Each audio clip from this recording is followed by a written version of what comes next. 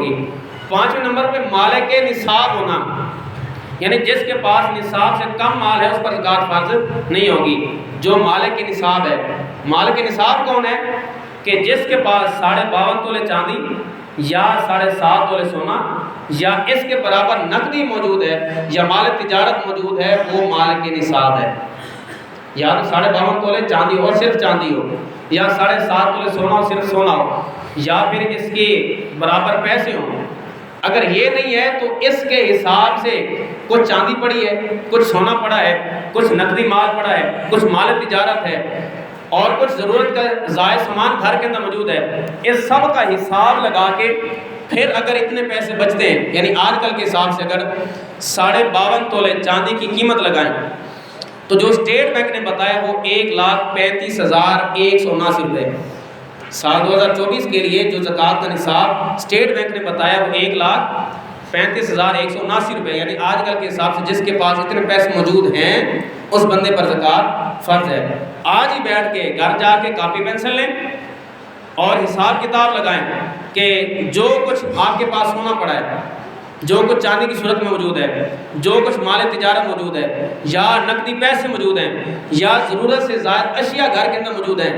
اب ایک بندے کے 100 سوٹ گھر کے اندر پڑے ہوئے ہیں، یہ ضرورت سے زائد ہیں، یعنی 2 سوٹ گرمیوں کے، 2 سوٹ سردیوں کے، یہ ضرورت ہے، اس سے زائد ضرورت سے زائد ہیں، ان کا حساب لگائیں۔ بستر گھر کے اندر کئی پڑے ہوتے ہیں، ضرورت سے زائد ہے، ان کا حساب لگائیں۔ اور اسی طرح برتن گھر کے اندر کئی پڑے ہوتے ہیں، کئی ڈنر سیٹ پڑے تو ضرورت سے زائد ہے، استعمال میں نہیں آتے، کئی سال گزر گئے، وہ بھی ضرورت سے زائد ہے، ان کا بھی حساب لگائیں۔ اسی طرح ایک بندے نے 2 موبائل فون رکھے ہوئے ہیں، ایک اینڈرائڈ رکھا ہوا ہے، ایک آئی فون رکھا ہوا ہے، اب ظاہر ہے یہ ضرورت سے زائد ہے، بھئی 1,00,000 کا 1.5 لاکھ کا 2 لاکھ کا موبائل جو رکھا ہوا ہے یہ ضرورت سے زائد ہے، اس کا بھی حساب لگائیں۔ اور جو قرض آپ نے لوگوں سے لینا ہے، جو پیسے لوگوں سے لینے ہیں، اس کو بھی ان سب چیزوں کو ایک سائڈ پہ لکھ لیں اور دیکھیں یہ مال کتنا بنتا ہے۔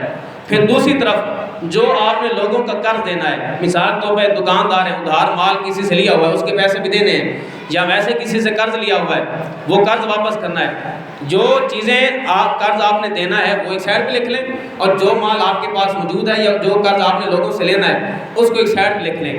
اب اس کو مائنس کر لیں، جو مال آپ نے دینا ہے، جو مال آپ کے پاس موجود ہے اس میں سے مائنس کریں۔ اگر 1,35,179 روپے بنتے ہیں یا اس سے زائد رقم بنتی ہے تو یہ اس کا مطلب یہ بندہ مال کے نصاب، اس پر زکوٰۃ فرض ہو چکی ہے۔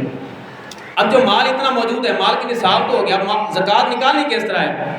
وہ ہے کل پیسے جتنے بھی آپ کے پاس موجود ہیں اس کو 40 سے تقسیم کریں، جو جواب آئے گا وہ زکوٰۃ فرض بنتی ہے۔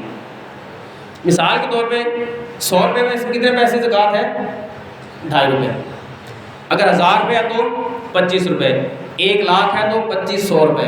اس حساب سے آپ اپنا حساب لگا لیں کہ کس کے پاس جتنی رقم موجود ہے اس میں سے کتنی زکوٰۃ بنتی ہے۔ یہ آسان فارمولہ ہے، ورنہ جتنی رقم بنتی ہے آپ کے پاس جو رقم موجود ہے اس کو 40 سے تقسیم کریں، یعنی 40واں حصہ زکوٰۃ ہے نا، تو 40 سے تقسیم کریں، جو پیسے باقی بچ جائیں اس پر زکوٰۃ فرض ہے۔ جو بندے تجارت کرتے ہیں، جو مال تجارت موجود ہے اس سارے کا حساب لگائیں۔ دکان ہے، اس کے اندر کاؤنٹر پڑا ہے، اس کے اندر چیئر پڑی ہے، یہ مال تجارت نہیں ہے، بیچنے کے لیے نہیں لے کے آئے، بلکہ جو سامان بیچنے کے لیے جو مال تجارت ہے اس کا حساب لگائیں۔ اگر وہ سارا حساب لگا کے اور جو قرض دینا ہے وہ سارا منہا کر کے جو باقی پیسے بچتے ہیں ان کو 40 سے تقسیم کر لیں، جو جواب آئے گا وہ زکوٰۃ بنتی ہے۔ وہ زکوٰۃ اللہ کا شکر ادا کرتے ہوئے، اللہ تیرا شکر ہے تو نے مجھے زکوٰۃ دینے والا بنایا ہے، لینے والا نہیں بنایا، تو اللہ کا شکر ادا کر کے زکوٰۃ ادا کریں۔ اور اگر یہ سارا کچھ کرنے کے بعد 1,35,179 روپے سے کم بنتے ہیں تو پھر اللہ کا شکر ادا کریں کہ آپ زکوٰۃ دینے کے قابل نہیں ہیں، آپ پر زکوٰۃ فرض نہیں ہے۔ تو یہ ہے نصاب۔